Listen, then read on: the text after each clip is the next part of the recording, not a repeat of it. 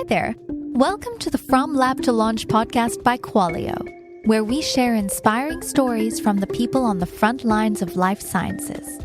Tune in and leave inspired to bring your life-saving products to the world. Hi, everyone. Welcome to today's show, From Lab to Launch. The podcast has been on a bit of a holiday during the summer months, but we're excited to be back at it again.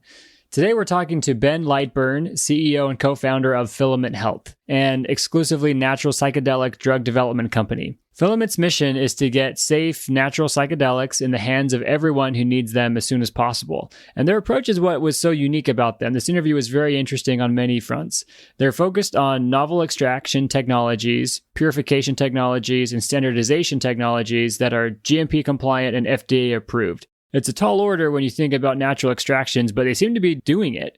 Ben shares his insight about building a core team that's comfortable operating in a startup environment. He shares Filament's approach to patenting and clinical trial process, as well as the regulation landscape for psychedelics, and he takes head-on common misconceptions about natural pharmaceuticals. And yes, I used the word natural and pharmaceuticals in the same sentence there.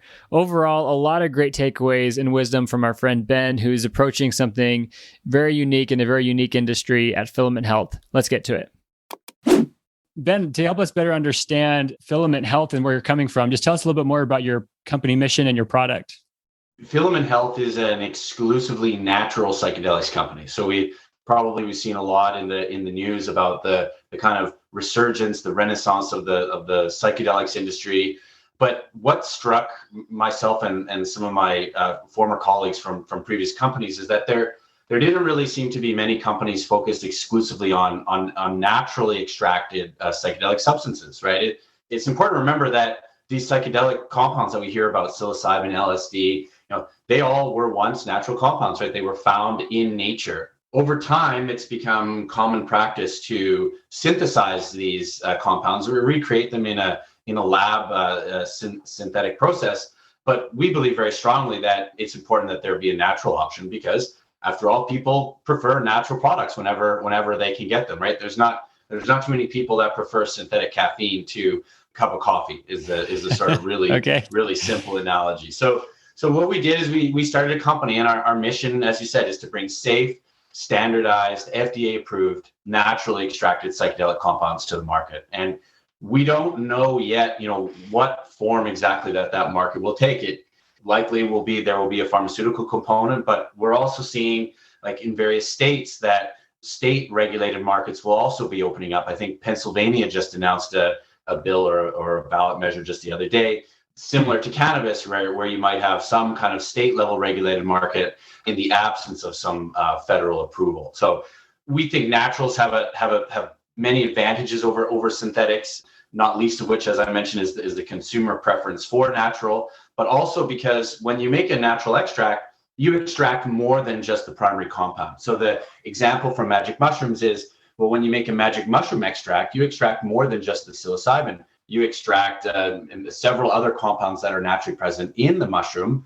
And it's possible that this natural combination of different compounds, after all, did evolve in nature for some purpose, probably. It's possible that therapeutically these mixtures could be more beneficial than just the single compound synthesized product. So that's kind of like the 30-second overview, or the 3-minute and 30-second overview of Filament and what we're all about.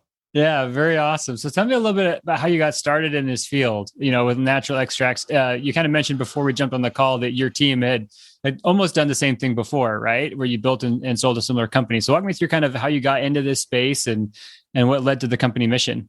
It's a really good question. And I often wonder why I found myself in this relatively esoteric and narrow field of botanical extraction. And even narrower than that, it's actually in the field of commercializing novel botanical extraction technology. So that I actually got into it just totally by coincidence. I was looking for a job as an undergrad, getting my physics degree at university, and I was put in touch with someone that had a startup company which was commercializing a new kind of botanical extraction technology that was using microwaves to extract cancer drugs from different kinds of plant species.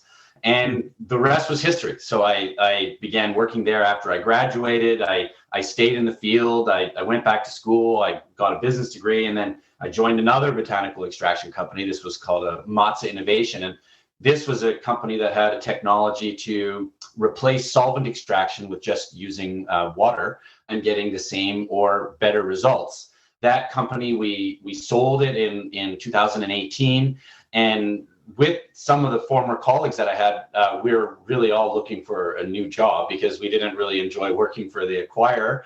That's where we kind of spotted the opportunity in psychedelics to bring all the experience that we had gained making extracts for the cosmetics industry, the nutritional supplement industry, the food, flavor, fragrance industry, bringing all that experience to bear in the psychedelics industry, and also kind of realizing that there was an opportunity because there weren't very many other people looking at doing things that way for psychedelics.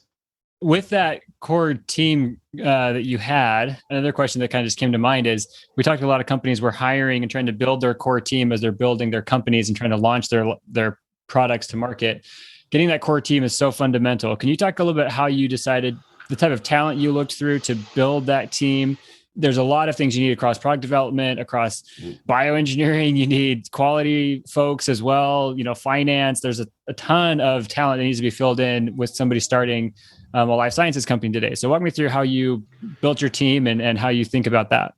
One of the main reasons for starting this company was to have an opportunity to work together with my colleagues from the former company, really, because at this former company, we built it from pre-pilot all the way to full commercialization, even selling the company. And at the time, I didn't realize probably well enough how special and how lucky we were to have such a good team with such good chemistry and such good capabilities. It was only after we sold the company and we found ourselves embraced in the grip of a completely foreign culture from a much bigger company that I saw our precious team and culture and chemistry kind of all disappearing. And it was only then that I realized what we had lost. And so team is just by far the number one most important thing when you're building a company, any company, especially in life sciences. As you said, you need experts in so many different fields. You need so many people, different people working together in concert with each other, that all respect each other, that know each other's strengths and weaknesses, and know when to push buttons and know when to back off. So I think now, having been able to kind of recreate with 4 or 5 people from that company, kind of recreate some of that magic that we previously had and get the old band back together again for an encore, has been a real pleasure. And it makes it much easier when you're expanding the team. If there's already sort of like a core culture and chemistry already established, it's easier to decide when you're adding pieces to the puzzle whether they will fit or not. It's much easier than when you're just kind of establishing something out of the ether and you don't know what form it's going to take. And you don't know what kind of culture there's going to be. We had the pleasure of being able to kind of seed it with an already sort of half-formed culture. Yeah, that's really great. I mean, so much of the companies that you work with come from your personal network. Those are the kind of people you want to work with anyway. So I guess from that lesson there, what advice would you give to somebody who is trying to build out their team or trying to establish that initial startup culture that's so important in terms of recruiting other team members? Is there anything that you've done at Filament Health that has helped establish that culture that other entrepreneurs in the space could learn from or apply in their companies? Team building in the startup environment is challenging, right? I mean, in an interview, you say, "Oh, are you used to wearing many hats? Are you used to a fast-paced work environment?" Right. Oh, yes, for sure, definitely, I am. Yes, 100%. But then when it comes time to actually do those things, is the person actually that kind of person? Again, especially in life sciences. So, finding the right person who can be both your GMP compliance officer and also be comfortable working in a startup environment and knowing when corners can be cut and when they can't be cut and when we can bend down to like the startup environment and when we can't, it's very hard. So advice I would give is take chances on people. The main thing I do is I throw people headfirst into the fire, right? Is like give them a chance to sink or swim, give them the support that they need. But you need to find out really quickly whether they are suitable for a startup environment. And if they aren't, that's okay, right? Not everybody is. Most people aren't, right? Aren't comfortable enough with the uncertainty that it brings. And it's like, oh, well, my paycheck might not arrive, or like, when do we get our benefits and all this, questions like that quickly, belie perhaps maybe somebody that is better suited for, shall we say, like a more structured work environment. But if you can find someone that thrives in that environment, you hold on to them for dear life. You find these people, you give them everything they need to succeed, and then you get out of their way and let them shine. So I've heard other places and other books, other business material saying that it's okay to hire somebody, but then if you just know it's not going to work out, it's actually to the person's benefit to let them go early too. If you give them a chance, but then after talking, a lot of times people know, like, I'm not good for this environment. And so you coming to them as a leader and saying, hey, listen, I'm not sure this is going to work out. Let's talk about this. A lot of times that can be very alleviating for people. So kind of what you said there, throw them in, see how they, if they're comfortable doing, if they can do the work. And then from there, making a decision that's mutual. I agree 100%. And over time, I've learned that almost you should look forward to these kinds of like tough HR conversations, because 99.9% of the time, the other person agrees with you 100%. Like, Look, it's not working out. I agree. Like, okay, great. We agree. Like, thank you for the 3 months that you've been here. It's been great getting to know you. Like, I wish you all the best. Like, we're going to recommend you for this and that and the other thing. And there's usually a sense of mutual relief and understanding. And so you like I said, just dealing with that issue, getting them into an environment where they're more suited for, and then opening up that spot potentially for someone that can thrive in that spot. You got to sort of treat it as not as a celebration, but like you don't want to treat it as like a thing to be avoided. You want to try to address it head on. Yeah, wise words there. And looking at your team on your website, you have a very well-rounded team, like the management team there, the advisors, there's a lot of people, board of directors. You've got a lot of great people on your team. So it seems like you're doing a lot of things well there.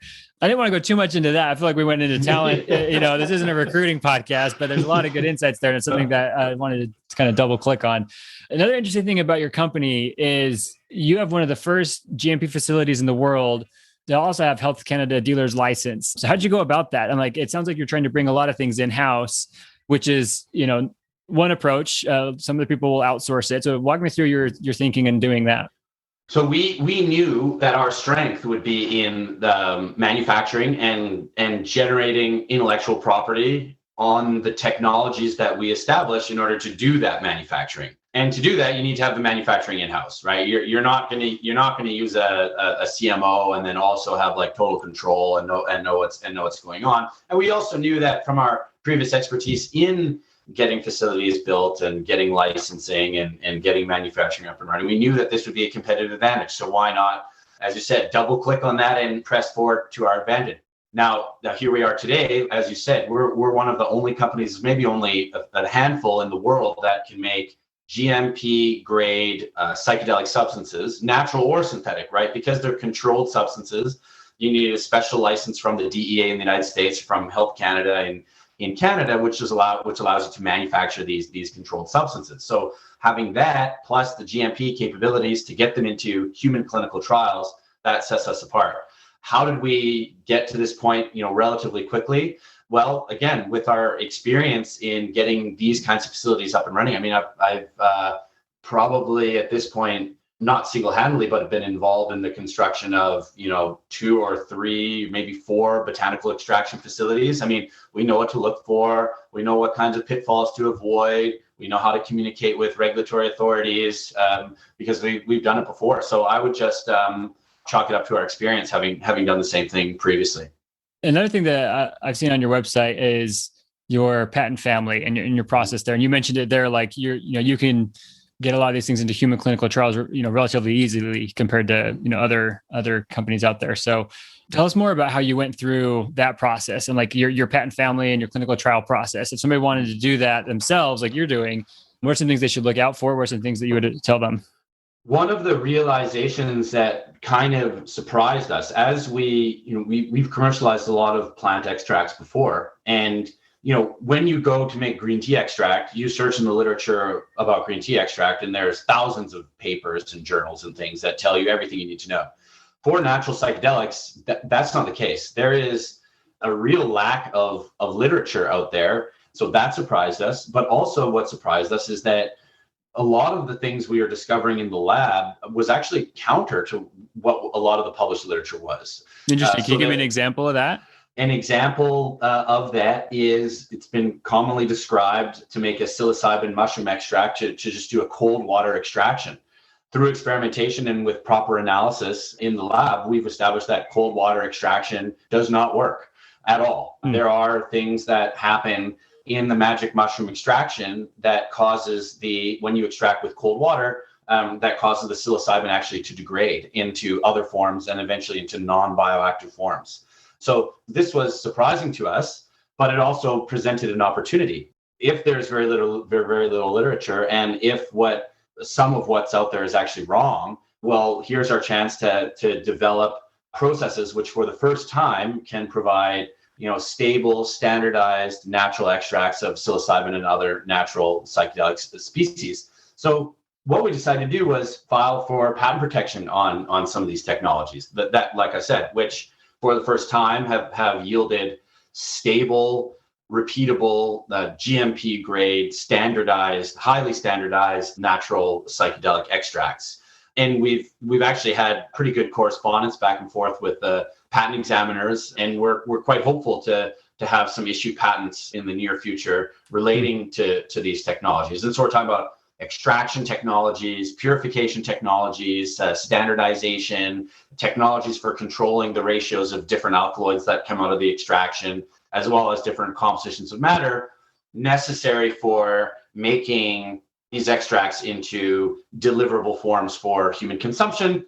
Of course, those go into our clinical trials. Early on, we knew that running clinical trials in-house was probably a little bit outside of the scope of our capacity at the time. So what we decided to do was partner with a leading psychedelics research institute at the University of California, San Francisco, and we've partnered with them to run all of our clinical trials.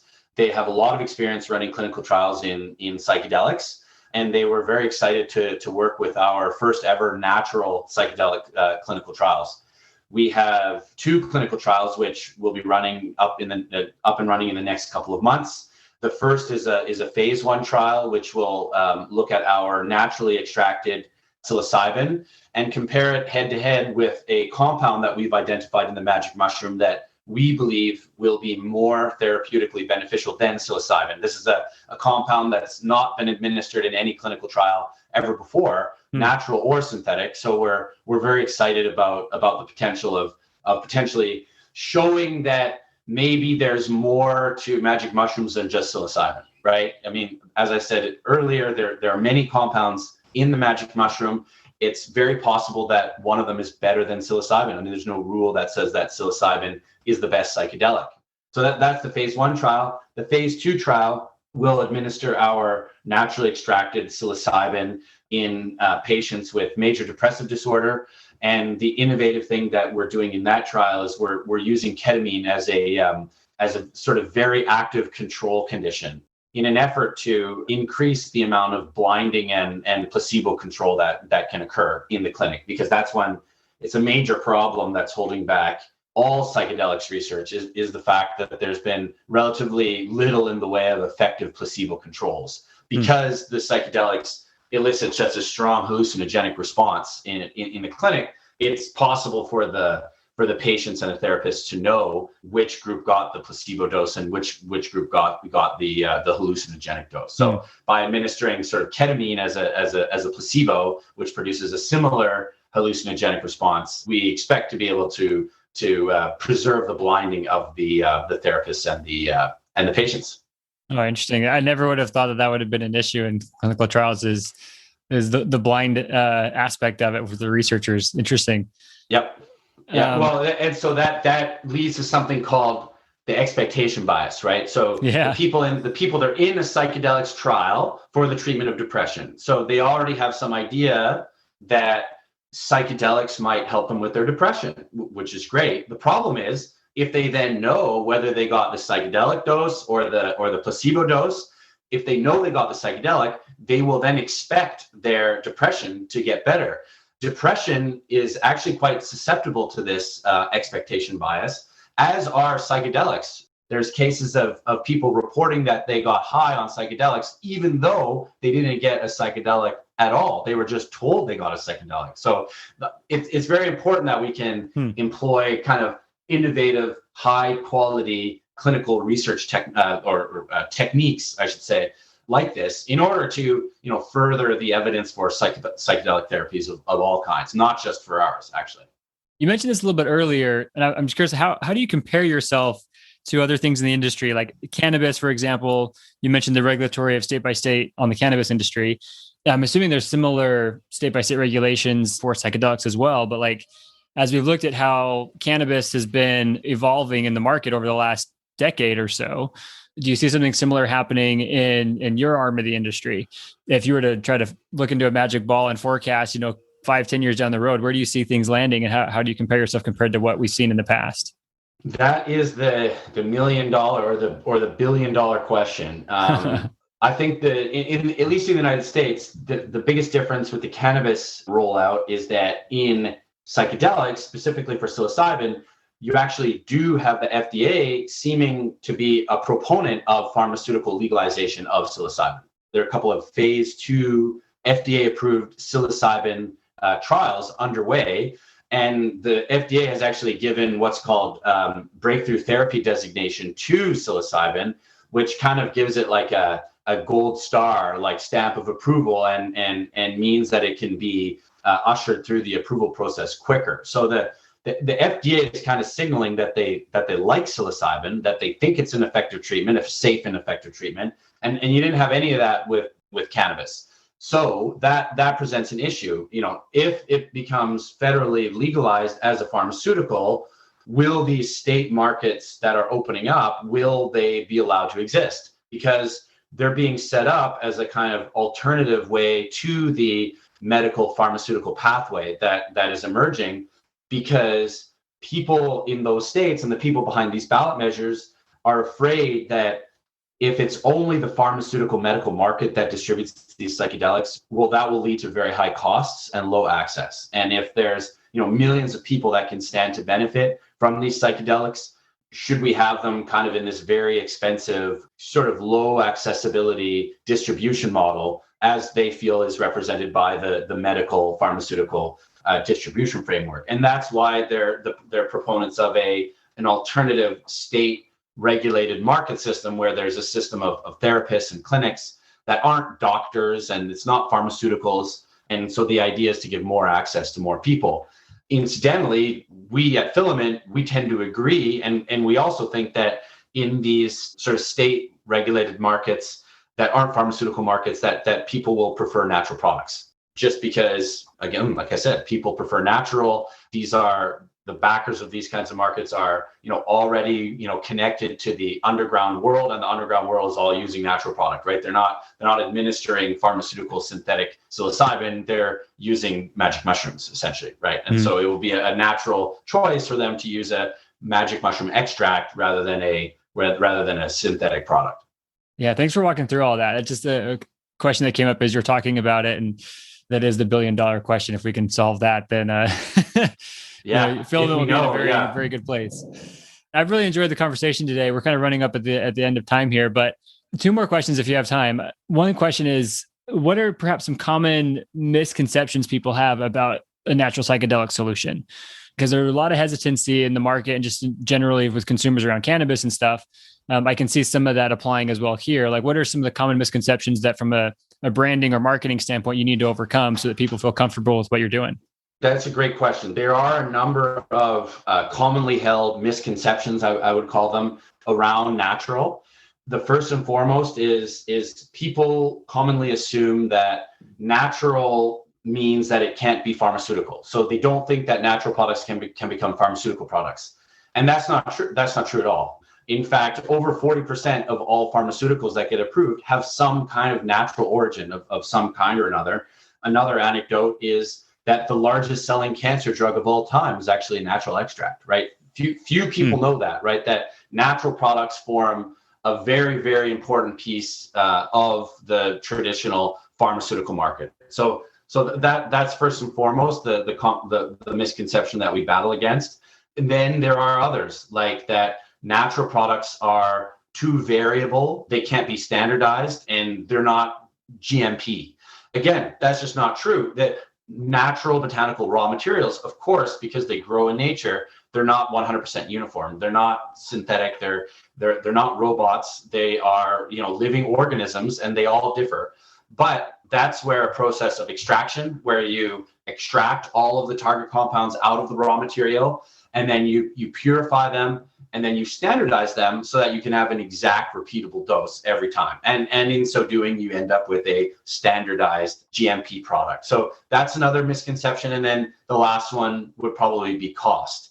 People assume that growing mushrooms and extracting them is very expensive. But in fact, what we're showing with our modeling is that it will be much cheaper than chemical synthesis. I mean, nature is fantastically efficient at these little mushrooms. They grow in the dark, right? Like, they want to grow, and they produce these alkaloids inside of them at relatively decent concentrations. It's just a matter of knowing how to get them out efficiently, and how to standardize them. Why not let nature do the heavy lifting, and we just do like a little bit of refinement at the end? So I would say those are the three misconceptions: that natural, does not equal pharmaceutical, that it must mean some kind of nutritional supplement. Oh, you're just a recreational company. No. You can make natural pharmaceuticals. They do exist.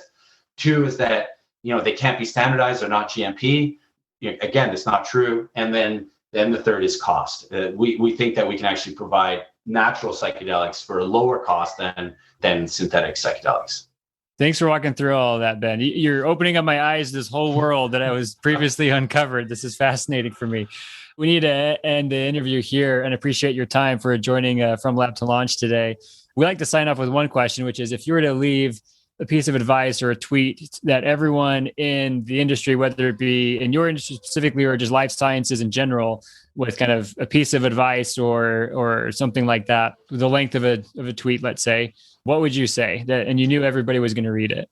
I would definitely say, let's bring psychedelics back to its roots and back to its natural roots. Psychedelics have over time, and by historical coincidence, and because of prohibition, and because the first person to identify them and recreate them was a Swiss pharmaceutical synthetic chemist, over time, psychedelics have become divorced from their natural origins. So I would say, natural is a viable option. In fact, will likely prove to be the preferred option. So let's give nature back another chance. I like that. Well said, Ben. Yeah, I love having people like you on the show that are doing something very bold, very different, right? The innovators and shakers in the industry. It's fascinating to be able to talk to people like you. And thank you for sharing your insight and your wisdom today. Wish you all the best and all you're doing at Filament Health. And, we'll check in with you over time and see how things are going. But for right now, thank you so much for joining, and look forward to following what you're doing. Yep. Thanks for giving me the opportunity. This was fun. Thank you for listening to this week's episode of From Lab to Launch, brought to you by Qualio. If you like what you've heard, please subscribe and give the show a positive review. It really helps us out. For more information about Qualio, our guest today, or to be a guest on a future episode, please refer to the show notes. Until next time.